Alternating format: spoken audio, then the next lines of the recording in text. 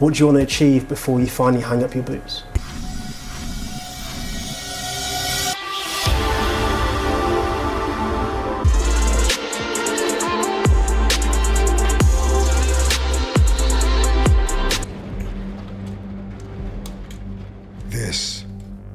All of this is a story that winds and twists, heightens and builds, and pits the savant against the showman, right back where they started, opposite each other, inside the square circle, as their rivalry looped closest. Thank you to my team for their efforts as well. Yeah, British boxing.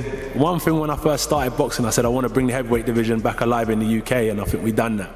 In a stunning announcement following his fight with Daniel Dubois, British heavyweight boxer Anthony Joshua has made a bombshell announcement. The former unified heavyweight champion had long teased his retirement at 37, and with that milestone now reached, it appears the boxing world may have to prepare for life without one of its most recognizable stars. There you go, Dan. Well, we sparred hundreds of rounds, didn't it? You cracked him, Daniel. So you know you can hurt him. It's sparring, now we're fighting, it's different, you know? You think it's different? Ready to go. Move on now. You can move on now. Joshua's alleged retirement announcement follows a distinguished career marked by numerous championships, unforgettable matches, and his journey from Olympic gold medalist to global superstar. As the end of his career looms, let's dive into his recent statements and key milestones that have brought him to this moment.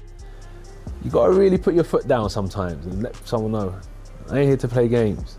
Watch yourself. And that's what it was. If someone tells you, come on, let's go now. You know, no, I'm not ready. I say, what?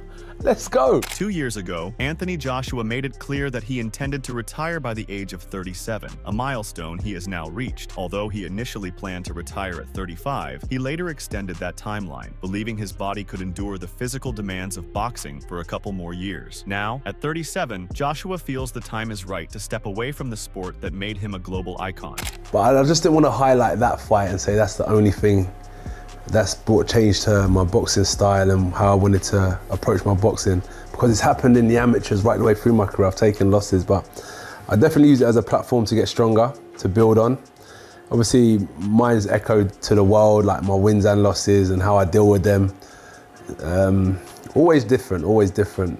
But how I've moved forward from my last loss is I went around the world, went to Texas for a bit, worked with Derek, which was really good. Actually, went and sourced the trainer from America with Robert Garcia as well, which was a great experience. In his final quest for glory, Joshua has expressed a burning desire to face off against UFC champion Francis Ngannou. Before I retire, I want to take on Ngannou, Joshua said. You're 34 now.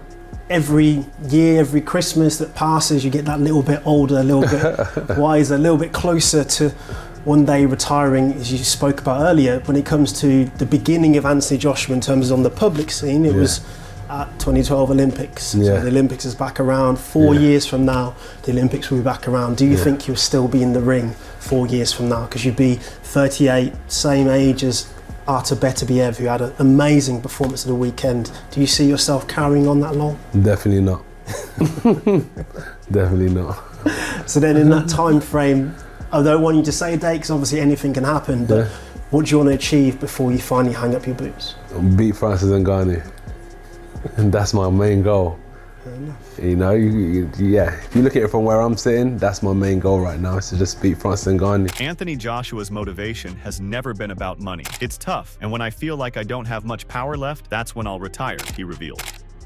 You see, when you make about money, you make silly decisions. Because in the fight game, you have to face the music. Money can't be a driving force. So it's not the money. It's because I got a chance to be great at something. I got a chance to be good at something. It's tough, don't get me wrong. Do you know what I was thinking today when I was in the gym? I see 1 or 2 people yawning. And I thought, the general public are tired. Imagine how tired an athlete is, having to push themselves every day, like physically. You know what I mean? So I was thinking, if the general public are tired, imagine an athlete that should be tired. His ambition, however, goes beyond titles and paychecks. He has always aimed to push himself to the limit, achieving greatness in the process. What do you think has been Joshua's most significant achievement in his career? Anthony Joshua, I'm going to quote him here. He said, "I've always said 35. I'm 35 in October. I'm thinking another 2 years or so if my body holds out. I've set up certain businesses that I can transition into naturally, which don't rely on me being at the forefront." Yeah, he's I know he's a stakeholder with the zone. He's 258. He's got a lot of other things outside of boxing. So he will definitely be a busy guy whenever he retires. But yes, he doesn't necessarily need boxing. He could retire now, really. It's not like he's fighting for money. He doesn't need to fight really at all if he didn't want to. He's made enough from boxing and he's got those business interests, but you would imagine he still has stuff that he wants to do from a fighting sense, from a career point of view in boxing, and then go out.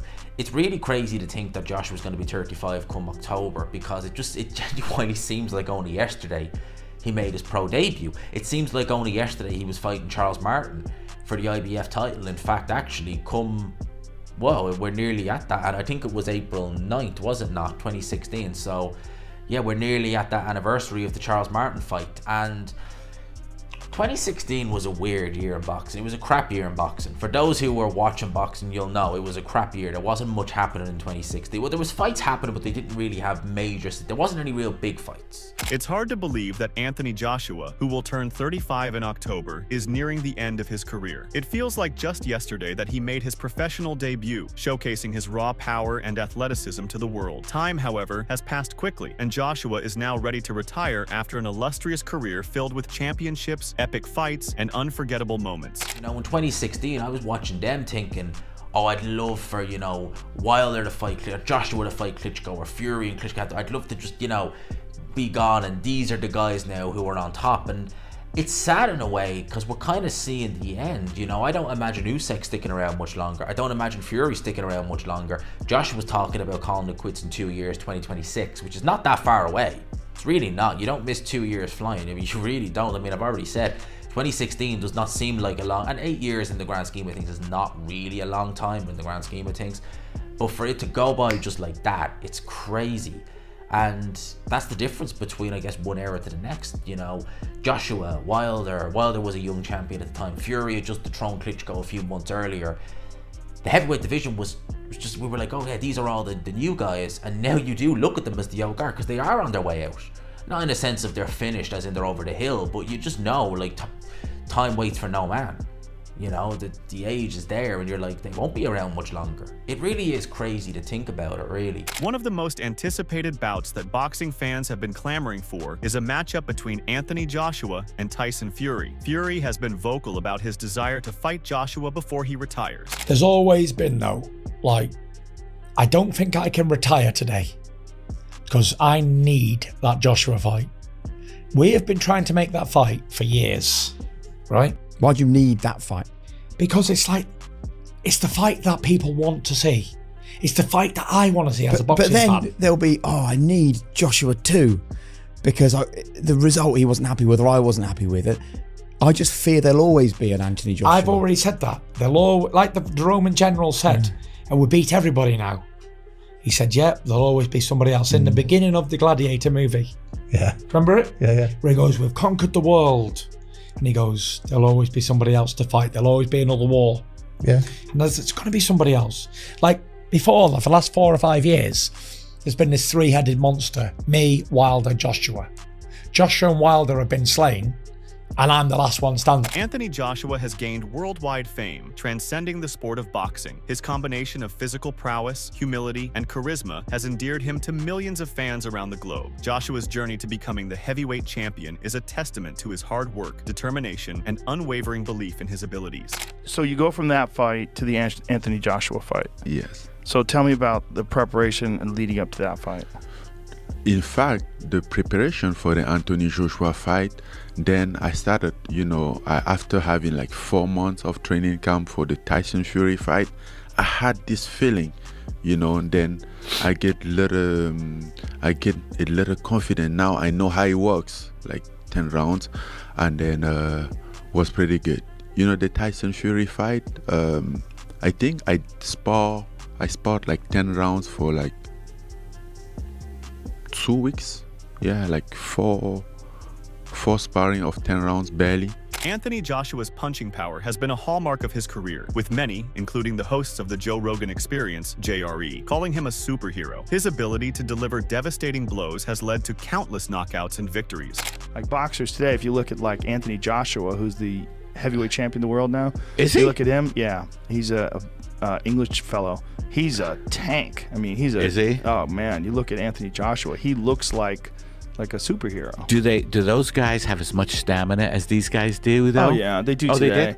Yeah, because the conditioning methods that they have today are just so superior. They understand rest and recovery, and they monitor your heart rate, and you know they're monitoring lactic acid buildup. Joshua's physical attributes, combined with his skill and technique, make him one of the most dangerous fighters in the sport. Anthony Joshua's a big puncher.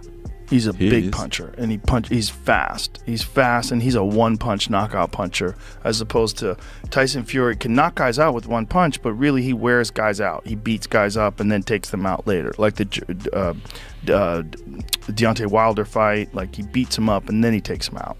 Mm-hmm. You know, whereas Joshua can take people out with one shot. He's a much bigger, physically much more powerful guy. No, I agree with that, and I knew that.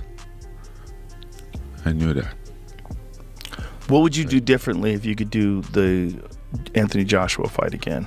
That's the problem. We did everything right. Like everything right in preparation. In preparation. We did everything right. Ngannou, known for his devastating knockout power, suffered a loss in their previous encounter with Joshua. Reflecting on the bout, Ngannou said, "I was confused at the time, but it was a big achievement for Joshua. Beating an opponent like Ngannou further cemented Joshua's legacy as one of the greatest heavyweights of his era. But Joshua isn't content with just one victory. He wants to definitively prove himself by defeating Ngannou once again before retiring. Joshua's career has been filled with ups and downs, but his commitment to the sport has never wavered." You're either that guy or you're not. Don't let the belts make you. Because when they're not around your waist, you're not gonna move like a champion. So for me, I've always felt move like a champion regardless if the belts are around you or not. Ever since Joshua suffered a shocking loss to Andy Ruiz in 2019, many fans have questioned whether he should retire. That defeat was a turning point in his career, as it was the first time he had been decisively beaten. Anthony Joshua should retire. Knuckleheads, he should just shine up those gloves real nice, mount them on the wall behind him, and start a YouTube channel.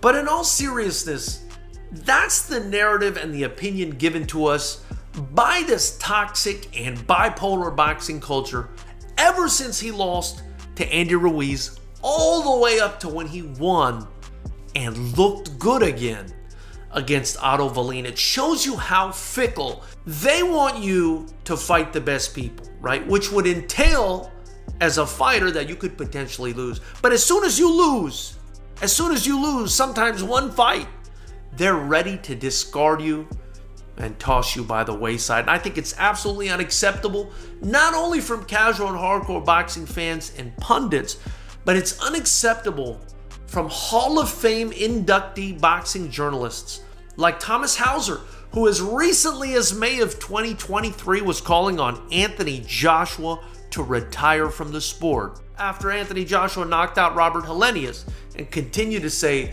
the guy should retire. And listen, everybody's entitled to their opinion, and my opinion on Joshua, and you've heard it here a million times on this channel, was he did not look the same subsequent to the Andy Ruiz fight. He was still trying to find his identity. But the difference between me as a promoter who sees what these fighters go through and some of the others is that I'm willing to give the guy a benefit of the doubt and offer him the opportunity to continue to find his identity, to find it, and to come back better. Mike Tyson, one of the most legendary figures in boxing history, has praised Joshua, calling him the king of heavyweight boxing. Such high praise from a legend like Tyson is a testament to Joshua's impact on the sport and his position among the elite heavyweights of all time. Well, listen, he's the king now. Yeah. There's no doubt about it. Yeah. He's the king, he's the big man now on campus. I don't care who's out now, little guys make him out. He's the big man on campus. Yeah. He's the heavyweight champion. In an interview, Joshua Joshua spoke about his journey and the sacrifices he has made to reach the pinnacle of boxing. "I've given my all to this game," he said. "Every ounce of energy, every fight, every training camp has been about being the best," he added. Anthony Joshua has always had big dreams throughout his career. One of his ultimate goals was to become the WBC heavyweight champion, a title he has yet to win. No, Francis Ngannou beat the WBC heavyweight champion of the world. I should be WBC heavyweight champion of the world, right? You know what I mean? I think he beat the WBC champion of the world. Actually.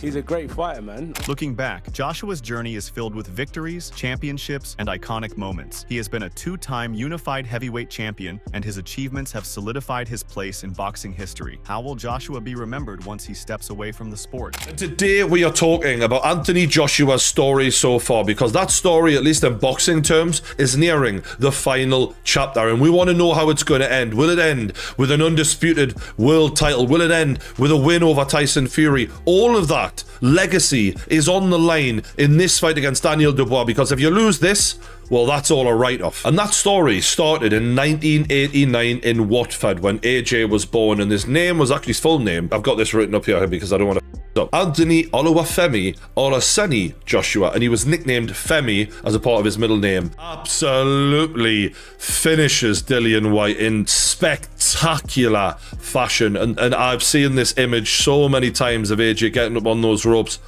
and screaming like the lion in the lion's den. Oh, what a performance that was. That was where he became a bit of a household name, really. That was the moment. And in AJ's very next fight, he would fight Charles Martin for the IBF heavyweight title of the world. It was a huge opportunity for him and a chance to just put the full stop on the last performance against Dillian Whyte, to say, not only am I that guy, I'm now world champion. But AJ, being the guy that he was, he wants legacy. He wants a track record of, I fought everyone in my era, the best of the best, and I beat them all. And he backed himself, and for that reason, I got to give him credit. What I will say about this fight is my main takeaway from the Usyk fight was the movement of Alexander Usyk. It felt like in that first fight, Anthony Joshua, not only was his game plan all wrong, and obviously he's changed trainers since then for that reason, but he was chasing a shadow. It was like a normal bloke versus Peter Pan or something. Usyk was flying around that.